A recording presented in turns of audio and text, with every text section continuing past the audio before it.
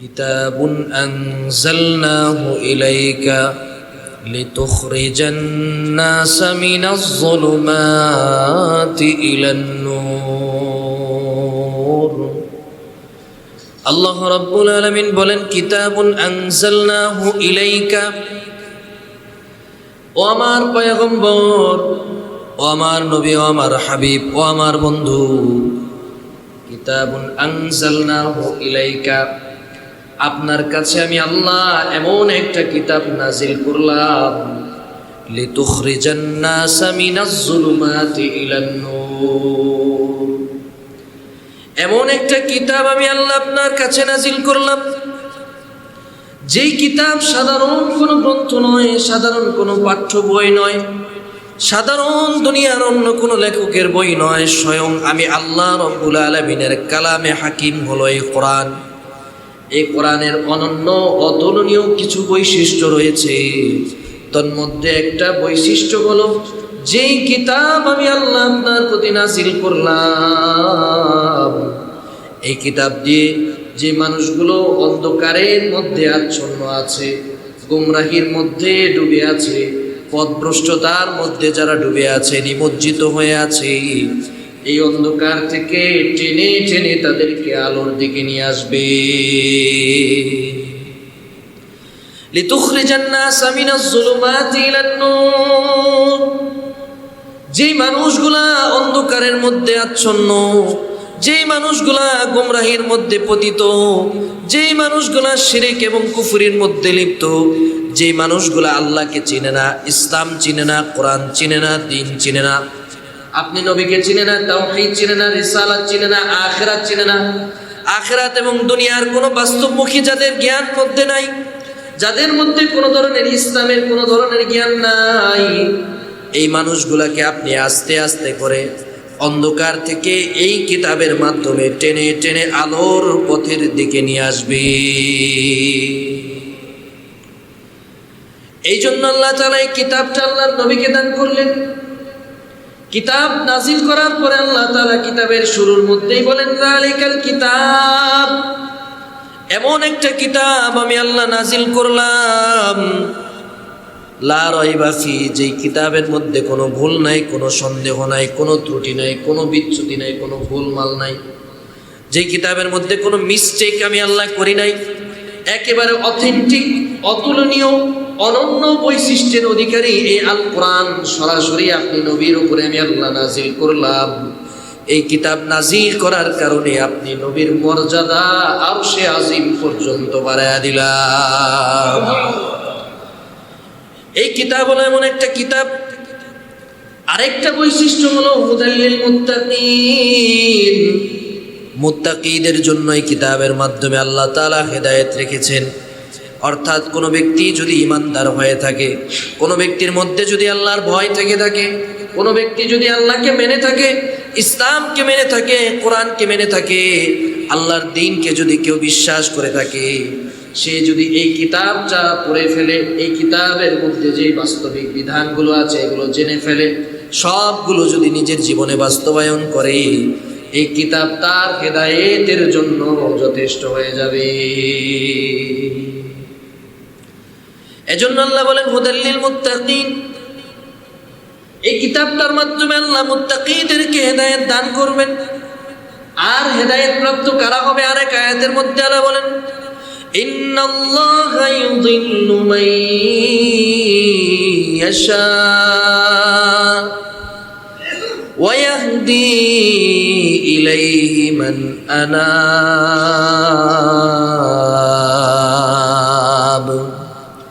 আল্লাহ রাব্বুল আলামিন বলেন, ইন্নাল্লাহা ইউযিল্লু মান ইয়াশা, যাকে আল্লাহ ইচ্ছা করেন তাকে আল্লাহ পথভ্রষ্ট করেন। যে আল্লাহর দ্বীনের দিকে ফিরে আসে না, আল্লাহর কোরআনের দিকে ফিরে আসে না, ইসলামের দিকে ফিরে আসে না, রাসূলের দিকে ফিরে আসে না, আল্লাহ যে বিধান নাজিল করেছেন সেগুলোর প্রতি যে অসম্মান প্রদর্শন করে, ওই বান্দাকে আমার আল্লাহ নিজে থেকেই গোমরা করে দেন। নাউজুবিল্লাহ।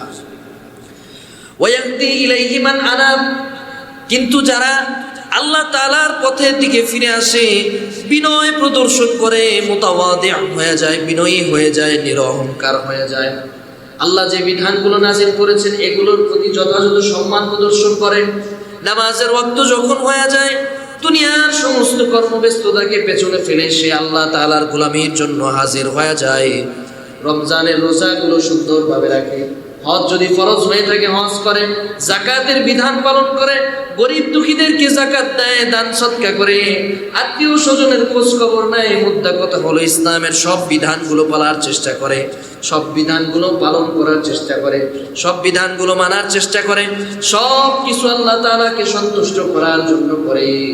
এই বৈশিষ্ট্য যদি কোনো মানুষের মধ্যে হয়ে যায়, এই বৈশিষ্ট্যের অধিকারী যদি কোনো মানুষ হয়ে যায়, ওই বান্দাকে আমার আল্লাহ হেদায়েত দিয়ে দেন। যে বিনয় প্রদর্শন করে আল্লাহ তাআলার রাস্তায় আসে আল্লাহ তাকে হেদায়েত দেন।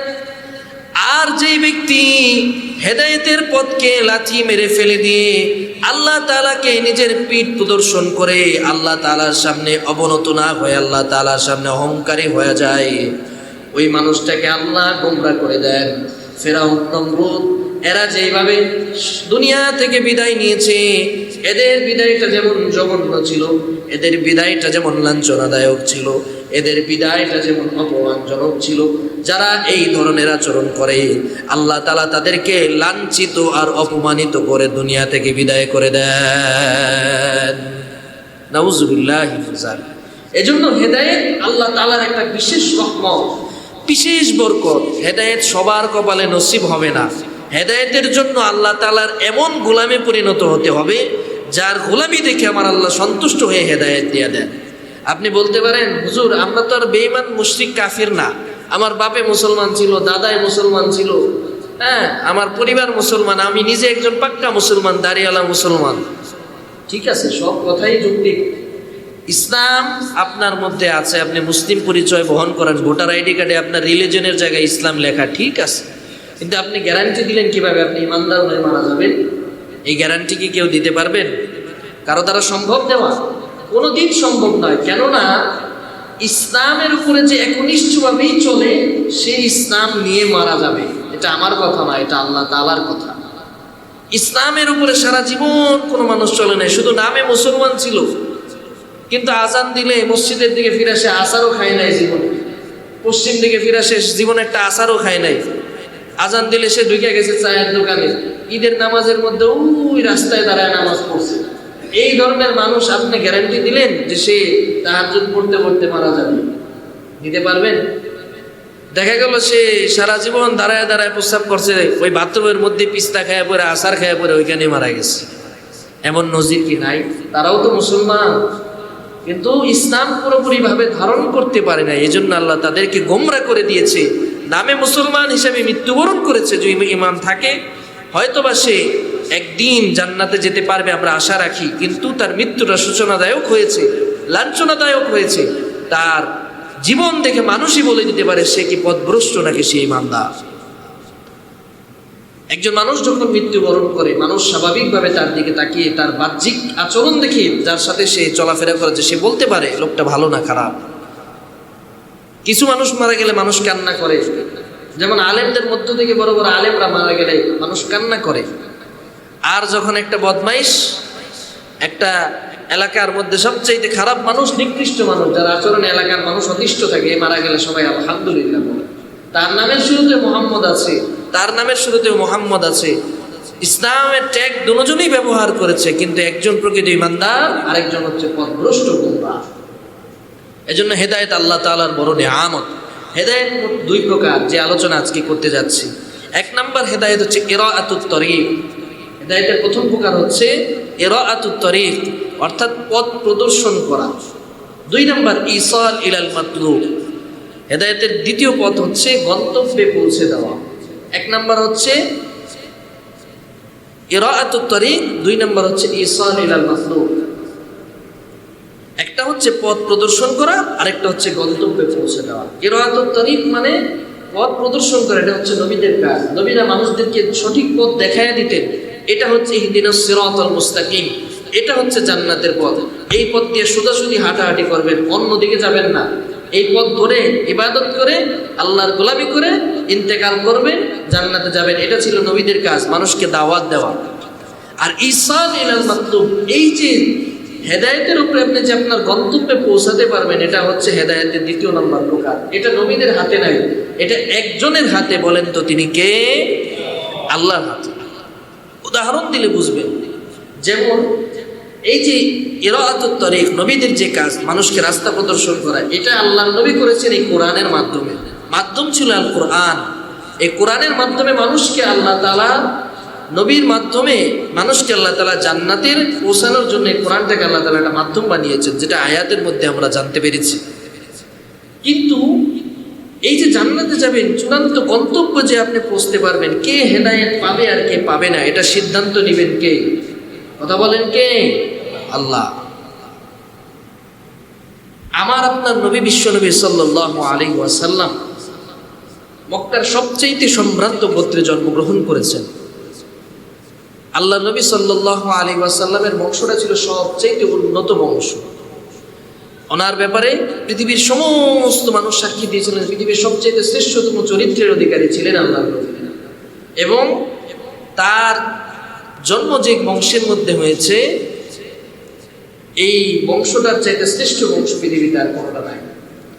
এই বংশের মধ্যে আল্লাহ নবী জন্মগ্রহণ করেছেন। কিন্তু বংশের মধ্যে কয়জন হেদায়েত প্রাপ্ত হয়েছে? আল্লাহ নবীর চাচা হযরতে খাজা আবু তালেব। খাজা আবু তালেব নবীকে নিজের বুকের উপরে শোয়ায়া নবীকে ঘুম পাড়াইছে। নবী যখন দিনের দাওয়াত দেন, আবু জাহেল, আবু লাহাব, উতবা, শাইবা, ওয়ালিদ ইবনে মুগীরা, মক্কার কুখ্যাত কাফের লিডার যারা ছিল, যাদের এক একটা আওয়াজে মক্কার জমিন থর থর করে কাঁপত, এই আবু জাহেল, আবু লাহাব একজনই তো যথেষ্ট একজন মানুষকে ধ্বংস করার জন্য। এত পাওয়ারফুল লিডার ছিল। বর্তমানে দেখেন না, পৃথিবীর সুপ্রিম পাওয়ার যারা আছে বর্তমানে, রাশিয়ার প্রেসিডেন্ট, আমেরিকার প্রেসিডেন্ট, চায়নার প্রেসিডেন্ট, এরা হচ্ছে বিশ্বের সুপ্রিম লিডার। তৎকালীন সময় আরব ভূখণ্ডের সুপ্রিম ছিল এরা, আবু জাহেল, আবু লাহাব, উতবা, শাইবা। আবু জাহেলের ব্যাপারে একটু ইনফরমেশন দিয়ে রাখি। আবু জাহেল শব্দের অর্থ হচ্ছে মূর্খের বাবা, মানে দুনিয়ার সবচেয়ে মূর্খ তাদের সর্দার হলো আবু জাহেল। কিন্তু বাস্তবিক অর্থে কি আবু জাহেল মূর্খ ছিল? আপনারা কি মনে করেন? আবু জাহেল কি মূর্খ ছিল? মক্কার যতগুলো জ্ঞানী মানুষ একত্রিত করলে যার মেধা যতটুকু হয়, এক আবু জাহেলের মেধা এর চাইতে বেশি ছিল। শুধু আবু জাহেলের মেধা না, মক্কার একজন স্বাভাবিক সাধারণ একজন কৃষক মানুষ, তার মেধার সাথে বর্তমানে মানুষের মেধা তুলনা করলে আপনি দেখবেন আকাশ পাতাল ডিফারেন্স। কিভাবে? উদাহরণ দিলে বুঝবেন।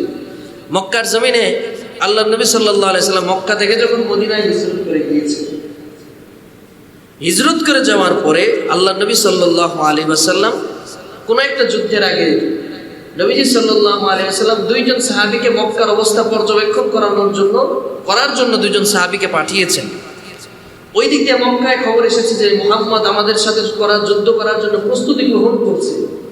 সেই গোয়েন্দা পাঠিয়েছে, গোয়েন্দারা আমাদের মক্কার অবস্থা পর্যবেক্ষণ করবে ছদ্মবেশে, কাজে এই গোয়েন্দাদেরকে ধরতে হবে। তো ওই দিক দিয়ে নবীজি দুইজন সাহাবীকে পাঠিয়েছেন, এই দিক দিয়ে কাফেররা সক্রিয় হয়েছে, তারা অ্যাক্টিভ হয়ে গিয়েছে, খুঁজতেছে গোয়েন্দা। চিন্তা করেন, মদিনা থেকে মক্কায় যাওয়ার পথে প্রতিমধ্যে সাহাবায়ে কেরাম ওই দুইজন সাহাবী এক জায়গায় বিশ্রাম নিয়েছে। বিশ্রাম নেওয়ার পরে সেখানে যে ঘোড়াটা ছিল, ওই ঘোড়া সেখানে কিছু খাবার দাবার খেয়েছে, কিছু মল ত্যাগ করেছে, পায়খানা করছে। পরবর্তীতে সাহাবায়ে কেরাম সেখান থেকে চলে গিয়েছে। মক্কার কাফেররা খুঁজতে খুঁজতে ওই দুইজন সাহাবীকে ওই জায়গায় এসে উপনীত হয়েছে, ওইখানে আসছে। আসার পরে দেখে ওই পায়খানা পরে রয়েছে ঘোড়া কিংবা খচ্চরের বা যে কোনো সাওয়ারি যেটা ছিল, ওই পায়খানা তারা হাত দিয়ে নাড়াচাড়া করার পরে সেখান থেকে খেজুরের বিচি বের করছে। খেজুরের বিচি বের করে সেটা তারা দেখে বুঝে ফেলছে যে এটা মক্কার খেজুর না মদিনার খেজুর। সুবহানাল্লাহ বলবেন না? চিন্তা করেছেন? তারা এই খেজুর নিয়ে চেক করে বুঝতে, হ্যাঁ এখানে মদিনার থেকে দুইজন সিআইডি আসছে, গোয়েন্দা আসছে, আমাদের মক্কার মধ্যে তারা হয়তো প্রবেশ করে ফেলেছে। ইভেন কি তারা একটা ঘোড়া, আপনি আপনার বাবার নাম, দাদার নাম, তার বাবার নাম, তার দাদার নাম, এর বাবার নাম, এতগুলা নাম কি বলতে পারবেন? আপনার নাম, আপনার বাবার নাম, সর্বোচ্চ হলে তার বাবার নাম আপনি জানেন, কিন্তু আপনার বাবার দাদার বাবার নাম জানেন না। কিন্তু মক্কার একজন সাধারণ মানুষ যে কৃষক, একেবারে পড়ালেখা ছাড়া মূর্খ একজন, মূর্খ সুর্খ জাহেল একজন মানুষ, একটা ঘোড়া দেখলে ঘোড়ার নসল সম্পর্কে সে বলতে পারতো যে ঘোড়ার আগের যে ঘোড়া ছিল, বাবা ঘোড়া যেটা ছিল, তার শারীরিক গঠন কেমন ছিল, সে শক্তিশালী ছিল না দুর্বল ছিল, এর আগের গঠন থেকে সে করে ঘোড়ার নসল পর্যন্ত জানত। চিন্তা করতে পেরেছেন কি পরিমাণ ইন্টেলিজেন্ট ছাড়া ছিল। তারপর আবু জাহেলের নাম হয়েছে আবু জাহেল, তাকে মূর্খের উপাধি দেওয়া হয়েছে, কিন্তু মূলত সে মূর্খ ছিল না, সে ছিল অনেক জ্ঞানী। তার আসল নাম ছিল আবুল হাকাম, অর্থাৎ জ্ঞানীদের পিতা, কিন্তু ইসলাম কবুল করতে পারে নাই, হেদায়েত তার নসিব হয় না, এই জন্য তাকে মূর্খের টাইটেল দিয়ে দেওয়া হয়েছে। আবু জাহেল, আবু লাহাব, উতবা, সাইবা, ওয়ালিদ ইবনে মুগীরা যখন আল্লাহ নবীর ব্যাপারে একেবারে সোচ্চার হয়ে গেল, নবীকে তারা বয়কট করবে, নবীকে মক্কা থেকে বিতাড়িত করবে, কেউ হত্যা করতে চাচ্ছে, কেউ আঘাত করতে চাচ্ছে, নানাভাবে নবীকে হেনস্থা করার চেষ্টা করেছে, ওই সময় খাজা আবু তালেব বুকে পাটা নিয়ে বলেছিলেন যে আমার ভাতিজা মুহাম্মদকে যদি আঘাত করতে আসে, আমি আবু তালেব যদি মুমূর্ষু অবস্থায়ও থাকি, আমি মারা যাচ্ছি, আর 1 মিনিট পরে আমার ইন্তেকাল হবে, কথার কথা যে আমি মারা যাচ্ছি, এই অবস্থায় যদি আমার ভাতিজাকে আঘাত করা হয়, আমি আবু তালেব ওই মৃত্যু শয্যায় অবস্থায় মুমূর্ষু অবস্থা থেকে উঠে তলোয়ার হাতে নিয়ে তোমাদের বিরুদ্ধে যুদ্ধ করবো। আল্লাহু আকবার বলেন।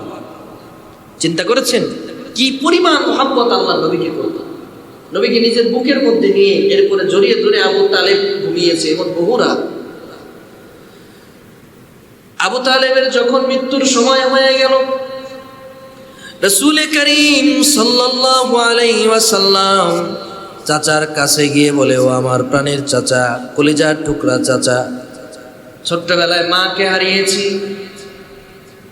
বাবাকে জন্মের পূর্বে হারিয়েছি, মাত্র 8 বছর বয়সে আমার সম্মানিত দাদাকেও হারিয়েছি, আপন বলতে আপনি ছাড়া আমার এই পৃথিবীতে আর কেউ নাই। ও আমার চাচা, আমি যে নবী হয়েছি এই ব্যাপারে মক্কার কাফেররা পর্যন্ত জানে, কাফেররাও জানে যে আমি মুহাম্মদ সত্য একজন নবী, কিন্তু তারা তাদের ক্ষমতা এবং পদচ্যুত হওয়ার জন্য, ক্ষমতা পদচ্যুত হয়ে যাবে, তারা লাঞ্ছনা এবং অপমান শিকার হবে, এই জন্য তারা আমার নবুয়তকে মেনে নেয় না। ও চাচা, আপনার কাছে আমি দ্বীনের দাওয়াত নিয়ে এসেছি, আপনি শুধু জবান দিয়ে একবার বলবেন লা ইলাহা ইল্লাল্লাহ, জবান দিয়ে একবার শুধু বলবেন লা ইলাহা ইল্লাল্লাহ মুহাম্মাদুর রাসূলুল্লাহ বলার পর্যন্ত দরকার আপনার নাই। স্বাভাবিক শুধু আপনি আল্লাহর নামটা জবান দিয়ে একবার উচ্চারণ করবেন, কাল কিয়ামতের ময়দানে আল্লাহ তাআলার দরবারে আমি আপনার জন্য সুপারিশ করব। আবু তালেব প্রায় জবান দিয়ে বলেই ফেলেছিলেন লা ইলাহা ইল্লাল্লাহ, কিন্তু ওই দিক দিয়ে মক্কার কাফেররা হাজির হয়ে যায়। আবু জাহেল, আবু তালেব, আবু লাহাব, আবু তালেবকে উদ্দেশ্য করে, উতবা সাহেব আবু তালেবকে উদ্দেশ্য করে বলতেছে, ও আবু তালেব, এই ভাতিজার জন্য আমাদের বিরুদ্ধে দাঁড়াইলে আমরা কোনো জবাব দেই নাই, এত সুন্দর সম্পর্ক আমাদের গোষ্ঠীর মধ্যে, এই তোমার ভাতিজা ফাটল সৃষ্টি করেছে, তারপরেও আমরা তোমার বিরুদ্ধে কোনো অ্যাকশন নেই নাই, তুমি যা বলেছো আমরা তোমার চাইতে বেশি ক্ষমতাশীল হওয়ার পরেও, তোমার বড় হওয়ার পরে, মুরব্বী হওয়ার পরে তোমার কথাকে আমরা ডিনাই করি নাই, অস্বীকার করি নাই। এখন যেহেতু মারা যাচ্ছ, ইন্তেকাল করছো, সাবধান সাবধান, ভাতিজার ধর্মের উপরে তুমি আধিষ্ঠিত হয়েও না। ভাতিজা যেই দাওয়াত দেয়, যেই দিনের দাওয়াত দেয়, এই দাওয়াত তুমি কবুল করো না, অ্যাকসেপ্ট করো না। তুমি তোমার বাপ দাদার ধর্মের উপর ইন্তেকাল করো, তুমি যে ধর্ম পালন করে এসেছো, আমরা যে ঐতিহ্যটা বহন করেছি, এই ঐতিহ্য তুমি ধারণ করো, এটাকে বহন করো। মুহাম্মদের ধর্মের উপরে আদিষ্ট হয়ে নিজের বাপ দাদার ধর্মের উপরে চুন কালি মেখো না। আবু তালেবের মনটা সাথে সাথে ঘুরে গেল, সে আর আল্লাহর নবীর এই কালিমা মুখ দিয়ে বের করলো না। নবীজি সাল্লাল্লাহু আলাইহি ওয়াসাল্লাম আফসোসের সাথে নিজের চাচাকে বিদায় দিলেন, ইন্তেকাল করে গেলেন। আবু তালেবের এই হেদায়েত নসিব হয় নাই। শুধুমাত্র তাই নয়, আবু তালেব, আবু জাহেল, উতবা, সাইবা, ওয়ালিদ ইবনে মুগীরা, মক্কার সবচেয়ে জ্ঞানী মানুষ যারা ছিল, তারা পর্যন্ত হেদায়েত পায় নাই। কিন্তু আল্লাহর নবীকে মাত্র একবার দেখেছে, নবীজি সম্পর্কে মাত্র একবার জেনেছে। এমন হাজার হাজার সাহাবা একরাম নবীজি সাল্লাল্লাহু আলাইহি ওয়াসাল্লামের চেহারা দেখে কালিমা পড়ে মুসলমান হয়ে আল্লাহ তাআলার জান্নাতি বান্দাতে পরিণত হয়ে গিয়েছে। আবু জাহেল আর একজন ইহুদি সম্প্রদায়ের একজন লিডার কাব ইবনে আশরাফ। আবু জাহেল হচ্ছে মক্কার লিডার আর কাব ইবনে আশরাফ হচ্ছে ইহুদিদের লিডার। দুইজন খুব পাওয়ারফুল ব্যক্তি। এই দুজন মিলে পরামর্শ করতেছে যে মুহাম্মদ তো যেভাবে দাওয়াত দিতেছে মানুষ তো তার দলে দাওয়াত শুরু করছে, এমন যদি বেশি দিন চলে তাহলে আমাদের গদি আর ঠিক থাকবে না। পাওয়ার যে কোনো সময় মানুষ আমাদেরকে জুলাই আন্দোলনের মতো আন্দোলন করে আমাদেরকে যে কোনো সময় ক্ষমতাচ্যুত করতে পারে। কি করা যায়? কয় তার বিরুদ্ধে তো একটা অ্যাকশন নেওয়া দরকার। কেমনে অ্যাকশন নেওয়া দরকার? তারে যে কোনো ভাবে তাকে ষড়যন্ত্র করে যেমনি হোক লোক বল দিয়ে তারে হত্যা করে ফেলা উচিত। দুইজনে এইভাবে পরামর্শ করতেছে, কিন্তু আবু জাহেলকে কাব ইবনে আশরাফ প্রশ্ন করল, এই আবু জাহেল, আপনি মন থেকে একটা কথা বলেন তো, মুহাম্মদ যে দাওয়াত দেয় আসলেই কি সে নবী হয়েছে? আসলেই কি সে আল্লাহর রাসূল? তার উপরে কি আসলেই ওহী নাজিল হয়েছে? সে কি আসলেই কোরআন নামে একটা ঐশী গ্রন্থ, মহাগ্রন্থ আল কোরআন পেয়েছে? আল্লাহ কি আসলেই তাকে নবী বানিয়েছে? আবু জাহেল জবাব দিয়ে বলে, ফালতাফাতা আবু জাহলিন ইলা কাবাতি বাইতিল্লাহ ফাকালা ইন্নাহু রাসূলুল্লাহ। আবু জাহেল কাবার দিকে তাকিয়েছে, কাবার দিকে দুইটা চোখ দিয়ে তাকায়, সারা জীবন মূর্তির পূজা করাইলেন। এবার আবু জাহেল কাব ইবনে আশরাফকে একই প্রশ্ন করলো, তুমি তো ইহুদি গোষ্ঠীর একজন বড় লিডার, তুমি জবাব দিয়ে বলো মুহাম্মদ যেই ধর্মের প্রতি দাওয়াত দেয়, যেই দিনের প্রতি দাওয়াত দেয়, যেই কোরআনের প্রতি দাওয়াত দেয়, হেদায়েতের যেই কথাগুলো মুহাম্মদুর রাসূলুল্লাহ সাল্লাল্লাহু আলাইহি ওয়াসাল্লাম বলে, তোমার কাছে কি মনে হয় মুহাম্মদ কি আসল নবী নাকি? কাব ইবনে আশরাফ বলে, ওয়াল্লাহি রাব্বি মূসা ইন্নাহু রাসূলুল্লাহ। কাব ইবনে আশরাফ জবাব দিয়া বলে, ও আবু জাহেল শুনে নাও, মূসা পয়গম্বরের আল্লাহর শপথ করে বলছি, মূসা আলাইহিস সালাতু ওয়াস সালামের ধর্ম আমরা মানি, ওই মূসা আলাইহিস সালাতু ওয়াস সালামের রব আল্লাহর শপথ করে বলছি, ইন্নাহু রাসূলুল্লাহ, মুহাম্মদ যে আল্লাহ তাআলার নবী এবং রাসূল, এই ব্যাপারে আমার মনে কোনো সন্দেহ নাই। দুজনেই স্বীকার করে নিয়েছে যে মুহাম্মদ আল্লাহর রাসূল, দুজনেই জানে, কারণ তাওরাতের মধ্যে, জাবুরের মধ্যে, ইনজিলের মধ্যে আল্লাহর নবী যে সর্বশেষ নবী এই ব্যাপারে দিক নির্দেশনা রয়েছে। কিন্তু তারা সেই বিষয়টা মানতে চাচ্ছে না। কেন?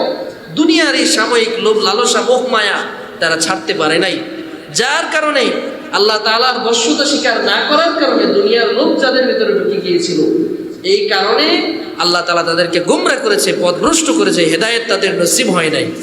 আর তাদের জায়গায় অন্যান্য অনেক সাহাবায়ে কেরাম যারা আল্লাহর নবীর চিরশত্রু ছিল, তারা আল্লাহর নবীর চেহারা দেখার সাথে সাথে কালিমা পড়ে ঈমানদার হয়ে গিয়েছে। সুবহানাল্লাহ। আবু জাহেল এবার চিন্তা করলো, এবার দেখেন হেদায়েত কাকে বলে। মক্কার মধ্যে সবচাইতে বুদ্ধিমান একজন যুবক, ওনার নাম হচ্ছে ওমর ইবনুল খাত্তাব। এবং একজন যুবক, 17 জন শিক্ষিত যুবক মক্কার মধ্যে ছিল, তাদের মধ্যে একজন হযরতে ওমর। সব কিছুতে হযরতে ওমরকে আল্লাহ তাআলা মেধা দিয়েছিলেন। তীরন্দাজগিরি খুব ভালো পারতেন, তীর খুব ভালো নিক্ষেপ করতে পারতেন, খুব ভালো গণিতের হিসাব বুঝতেন, খুব ভালো ব্যবসায়িক জ্ঞান হযরতে ওমরের মধ্যে ছিল, অসাধারণ পর্যায়ের সাহসী ছিলেন। হযরতে ওমরকে আবু জাহেল এবার ডাক দেয়া বলে, ওমর, শুনেছি মক্কার মধ্যে সবচেয়ে সাহসী এবং বীর বিক্রম একজন মানুষ তুমি। এই যে মুহাম্মদ দ্বীনের দাওয়াত দিচ্ছে, এই দাওয়াতটাকে কোনোভাবে বন্ধ করা দরকার। মানুষগুলো তো আস্তে আস্তে আমাদের দল থেকে ওর দলে চলে যাচ্ছে, কি করা যায়? হযরত ওমরে ফারুককে আরো প্রলোভন দেখানো হলো, যদি তুমি মুহাম্মদকে হত্যা করতে পারো, মক্কার মধ্যে সবচাইতে দামি দামি যে উটগুলা আছে সবগুলা উট তোমার নামে দিয়ে দেওয়া হবে, আর মক্কার মধ্যে সবচাইতে সম্মানের আসনে তোমাকে অধিষ্ঠিত করানো হবে।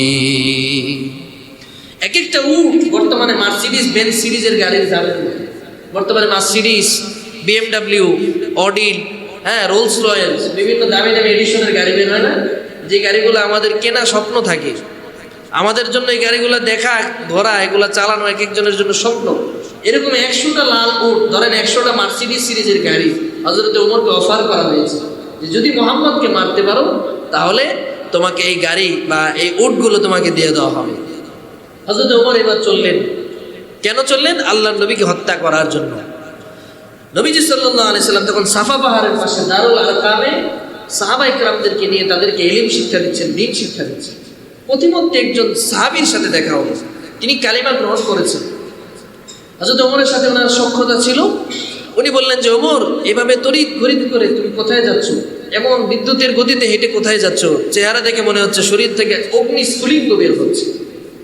হযরত ওমর বলে, আমি যাচ্ছি উরিদু ইলা মুহাম্মদ, মুহাম্মদের দিকে যাচ্ছি। কেন? মুহাম্মদকে হত্যা করব, লিআকতুলান্না, আমি তাকে হত্যা করব, আমি তাকে হত্যা করে তার মস্তক বিচ্ছিন্ন করব। সে এই মক্কার জমিনের মধ্যে ফিতনা সৃষ্টি করেছে। এবার ওই সাহাবী বলল যে মুহাম্মদকে হত্যা করবা ভালো কথা, কিন্তু তুমি আগে নিজের ঘরের খবর নাও। তোমার বাসায় তোমার বোন, তোমার বোনের জামাই যে ইসলাম গ্রহণ করেছে, তোমার সেই ব্যাপারে খেয়াল আছে? হযরত ওমর তেলে বেগুনে জ্বলে উঠলেন। শরীরের মধ্যে একেবারে রাগান্বিত হয়ে চেহারা লাল টকটকে হয়ে গিয়েছে। সেখান থেকে ব্যাক করলেন। এসে ঘরের মধ্যে আগে তো আসার আগে একটু অনুমতি নিয়ে প্রবেশ করতে, এবার ডাইরেক্ট ঢুকছে। ঘরের মধ্যে ঢুকার সাথে সাথে ওনার যে বোনের স্বামী ছিলেন সে কোরআনের পৃষ্ঠাগুলো লুকিয়ে ফেললেন। এরপরে হযরত ওমর ফারুক তো বুঝতে পারলেন যে কিছু একটা লুকানো হয়েছে। বললেন, কি লুকানো হয়েছে আমার কাছ থেকে? বলা হয় না, বলে যে তোমরা নাকি কালিমা গ্রহণ করেছো। প্রথম উত্তর দিতে চায় নাই। পরবর্তীতে হযরত ওমর এমন ভাবে মারা শুরু করলেন, বোন এবং বোন জামাই দুইজন এমন মায়ের শুরু করলেন, মারতে মারতে তাদেরকে একেবারে প্রায় অনেকখানি জখম করে ফেললেন। শত খারাপ হোক, একজন মানুষ নিজের বোনের গায়ে যখন আঘাত করে একটা ভাই হয়ে তার অন্তরের মধ্যে মায়া সৃষ্টি হয়। হযরত ওমরের একবার মায়া সৃষ্টি হল। এরপরে তিনি মারা বন্ধ করলেন এবং বললেন যে বোন, এত প্রহার করলাম, এত অত্যাচার করলাম, টর্চার করলাম, এত মায়ের তোমাকে মারলাম, তারপরেও তুমি যেই ধর্ম থেকে আদিষ্ট হয়েছ, কি ধর্ম তুমি গ্রহণ করলা? এত মারার পরেও তুমি এটা থেকে দূরে সরে যাচ্ছ না, এটা অস্বীকার করছো না। কি তোমার কাছে এটা? কি লুকাচ্ছ আমার কাছে? দেও আমি একটু দেখি। বোন সাফ সাফ জানিয়ে দিলেন যে আপনি তো অপবিত্র, আগে যান, গোসল ছেড়ে আসেন, পবিত্র হয়ে আসেন, পবিত্রতা অর্জন করেন, এরপরে আপনাকে আমি দিচ্ছি। এটা হচ্ছে একজন ইমানদারের বৈশিষ্ট্য। তার উপরে যত বালা মুসিবত আসুক না কেন, সে তার দিন থেকে এক পাও পিছু পা হবে না। এটা একজন ইমানদারের বৈশিষ্ট্য। এখান থেকেও শিক্ষা আছে। আচ্ছা, আমার আপনার উপরে সামান্য বিপদ আসলে আমি কই আল্লাহকে আর কাউরে চোখে দেখলো না? নাউজুবিল্লাহ, আসতে বলেন, নাউজুবিল্লাহ বলেন। বলে আল্লাহকে আর কাউরে চোখে দেখলো না, যত গজব আমার উপরেই পড়ে। মা বোনটা বেশি করে যে আল্লাহ ওরে দেখে না, আমারে দেখে। আবার অনেক সময় আগে আল্লাহ তুমি কি আমারে দেখো না? ওই এক মুরব্বীর কথা মনে পড়ছে, হজের সফরে গেছে, যাওয়ার পরে সেই জায়গায় কাবা ঘর ধরে এমন কান্না শুরু করছে।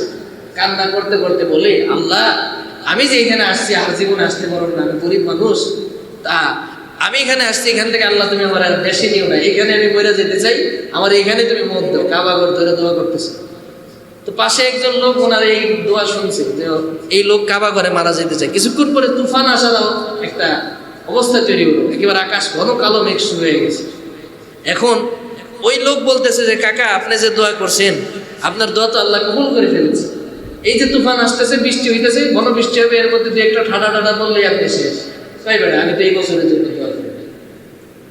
তার মানে মানুষের অবস্থা হলো, মানুষ নিজের ব্যাপারে এমন এমন কিছু কথা বলে যেগুলো ইমান বিধ্বংসী কারণ হয়ে যায়।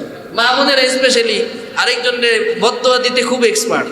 এমন ভাবে বদদোয়া দেয় যে আল্লাহ তোর উপরে গজব ফলাইব, তোর 14 গোষ্ঠী ধ্বংস হইব, তুই নিজে গাড়ির তলে পরে মরবি, তোর আত্মীয় স্বজন যারা আছে লুলা হয়ে মরবো, এই ধরনের বিভিন্ন অপবাদ দেয়, বদদোয়া দেয়। এটা খারাপ কাজ, এটা থেকে আমরা বিরত থাকবো। হযরত ওমর ফারুক রাদিয়াল্লাহু তাআলা আনহুর বোন, উনি বললেন যে এত অত্যাচারের পরেও তিনি এই ইসলাম থেকে, কোরআন থেকে তিনি পিছুপা হলেন না। বললেন যে ভাই যান, আপনি আগে গোসল সেরে আসেন, পবিত্রতা অর্জন করে আসেন। হযরত ওমর ফারুক রাদিয়াল্লাহু তাআলা আনহু বোনের কথা শুনে ওনার অন্তরের মধ্যে একটু মায়া সৃষ্টি হলো। বোনের এই রক্তাক্ত অবস্থা দেখে স্বাভাবিক ভাইয়ের মনে একটু মায়া সৃষ্টি হয়ে গেল। উনি এবার গেলেন, গোসল সেরে আসলেন, পবিত্রতা অর্জন করলেন। ওনার বোন জামাই ওনার হাতের মধ্যে আল্লাহ তাআলার কোরআনের কয়েকটা পাতা, আল্লাহ তাআলার কোরআনের পাতা ওনার হাতে দিলেন। হযরত ওমর ফারুক সূরা তাহা থেকে পড়া শুরু করলেন। 5 আয়াত 6 আয়াত তেলাওয়াত করার পরে হযরতে ওমরের অন্তরটা বিগলিত হয়ে গেল, অশ্রুসিক্ত হয়ে গেলেন, চোখ দিয়ে পানি অঝর ধারায় শুরু পড়তে লাগলো। হযরতে ওমরের দাড়ি মুবারক গুলো ভিজে গেল। যেই হযরতে ওমর নবীজি সাল্লাল্লাহু আলাইহি ওয়াসাল্লামকে মারার উদ্দেশ্যে বের হয়েছেন, তিনি আবার বের হয়ে গেলেন। যাইতে যাইতে যখন সাহাবায়ে কেরাম দেখলেন ওই যে দূর থেকে ওমর আসতেছে, সব সাহাবায়ে কেরাম ভীত সন্ত্রস্ত হয়ে গেল, আতঙ্কিত হয়ে গেল। কারণ সবাই জানে মক্কার মধ্যে সবচাইতে গোমরা মেজাজের মানুষ হলেন হযরতে ওমর ফারুক, সবচাইতে রাগী মানুষ হলেন হযরত ওরে মুসলমান হয়ে ঘরে ফিরে এসেছি। এটাই হচ্ছে ইসলামের সৌন্দর্যতা, ইসলামের ন্যায় নিষ্ঠা, ইসলামের আমানতদারিতা এতটা সুন্দর। আল্লাহ তাআলা যাদেরকে ইসলাম দিয়ে ধন্য করেছেন, দুনিয়াতেও আল্লাহ তাআলা তাদেরকে সম্মানিত করেছেন, আর আখিরাতেও আল্লাহ তাআলা তাদেরকে সম্মানিত এবং মর্যাদাবান বানায় দিবে। তো এইটা হচ্ছে হেদায়েতের মূল রূপরেখা। হেদায়েত সবার কপালে নসিব হবে না, হেদায়েতের জন্য আল্লাহর কাছে দোয়া করা, এটা আল্লাহ শিখিয়েছেন। আল্লাহ বলেন ইহদিনাস সিরাতাল মুস্তাকিম, এই সিরাতে মুস্তাকিমের উপর চলার জন্য তোমরা দোয়া করো। এটা দোয়া করে করে আল্লাহর কাছে চাইতে হবে।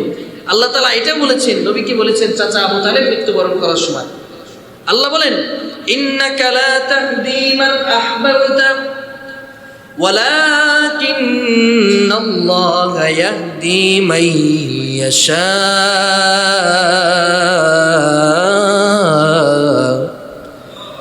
আল্লাহ রাব্বুল আলামিন বলেন, ও আমার হাবিব, ও আমার বন্ধু, আপনি যদি যাকে চান হেদায়েত দিবেন আপনার ইচ্ছা অনুযায়ী। কুশ্চিনকালেও এটা সম্ভব না, আপনি চাইলেই কাউকে হেদায়েত দিতে পারবেন না। যাকে আল্লাহ তাআলা ইচ্ছা করবেন একমাত্র তিনি তাকে হেদায়েত দান করবেন। এজন্য আবু তালেবের কপালে হেদায়েত ছিল না, আবু জাহেলের কপালে হেদায়েত ছিল না, উতবা সাইবাদের কপালে হেদায়েত ছিল না। কিন্তু যে ওমরে ফারুক রাদিয়াল্লাহু তাআলা নবীকে হত্যা করার জন্য বেরিয়েছিলেন, ওই ওমরে ফারুককে আল্লাহ তাআলা হেদায়েত দিয়ে, ইসলাম দিয়ে, কোরআন দিয়ে নবীর ওয়ালা হয়ে হযরত ওমরে ফারুক রাদিয়াল্লাহু তাআলা জান্নাতি সাহাবীদের অন্তর্ভুক্ত হয়ে গেলেন। এজন্য বলেন হেদায়েতের মালিক কে? আল্লাহ হচ্ছেন হেদায়েতের মালিক। হেদায়েত দুনিয়ার কোনো মানুষের কাছে নাই, একমাত্র আল্লাহ যাকে চান তাকে হেদায়েত দিবেন। আর হেদায়েতের জন্য আপনি দোয়া করেন। আপনি যদি ভাবেন যে আমি জন্মেছি মুসলমান হয়ে নামাজ কালাম পড়বো না, কালেমা পড়ে কবরে চলে যাবে, এটা আপনার নিতান্ত ভুল ধারণা। এখান থেকে বেরিয়ে আসতে হবে। হেদায়েতের জন্য আল্লাহ তাআলার কাছে দোয়া করতে হবে। করবেন তো ইনশাআল্লাহ? করবেন তো ইনশাআল্লাহ? আল্লাহ তাআলা যেন আমাকে আপনাকে হেদায়েতের উপরে, ইসলামের উপরে, কোরআনের উপরে ইস্তেকামতের সাথে আল্লাহ তাআলা যেন জীবন পার করার তৌফিক দেন, এবং ইন্তেকালটাও যেন আমার আপনার হেদায়েতের উপরে। সকলে বলেন আল্লাহুম্মা আমিন। সম্মানিত হাজিরিন, আগামী সপ্তাহে আমাদের তাফসীর এই প্রোগ্রাম ধারাবাহিকভাবে চলবে। আমরা সকলেই শনিবার দিন এশারের পরে এই সময়টা আমরা মসজিদে এসে এই তাফসীর প্রোগ্রামটা অ্যাটেন্ড করার জন্য চেষ্টা করবো ইনশাআল্লাহ। আল্লাহ তাআলা আমাদের সকলকে কবুল আর মঞ্জুর করুন। সকলে বলি আমিন। সবাই ইস্তিগফার করি। আস্তাগফিরুল্লাহ রাব্বি মিন কুল্লি যামবি ওয়া আতুবু ইলাইহি লা হাওলা ওয়ালা কুওয়াতা ইল্লা বিল্লাহিল আলিয়্যিল আযীম।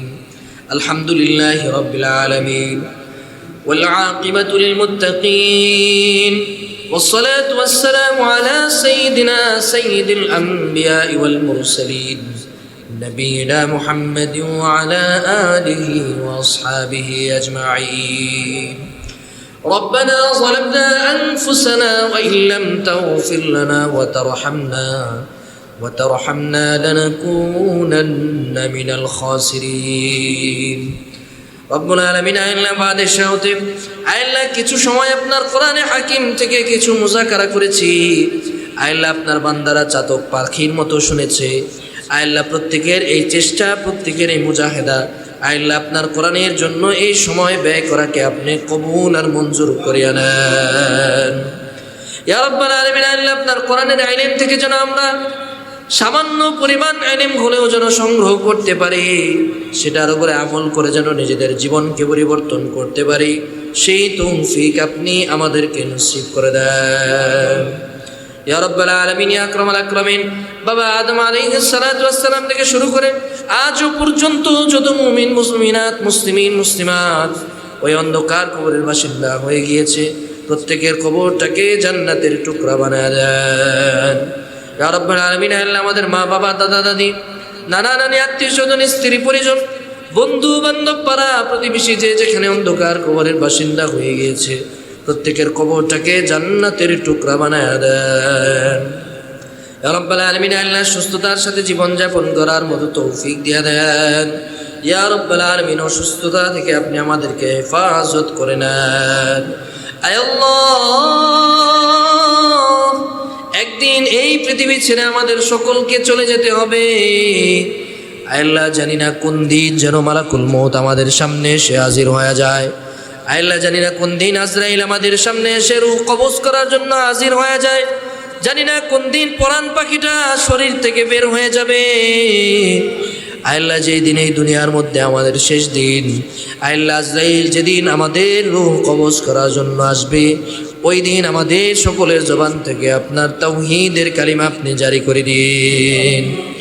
সকল প্রার্থনাগুলি আপনার পেয়ারা হাবিব মাহবুবে কিবরিয়া সরওয়ারে কায়নাত মুহাম্মদুর রাসূলুল্লাহ সাল্লাল্লাহু আলাইহি ওয়াসাল্লামের উসিলায় কবুল আর মঞ্জুর করিয়া নেন। তাকাব্বাল মিন্না ইন্নাকা আনতাস সামিউল আলিম ওয়া তুব আলাইনা ইয়া মাওলানা ইন্নাকা আনতাত তাওয়াবুর রহিম।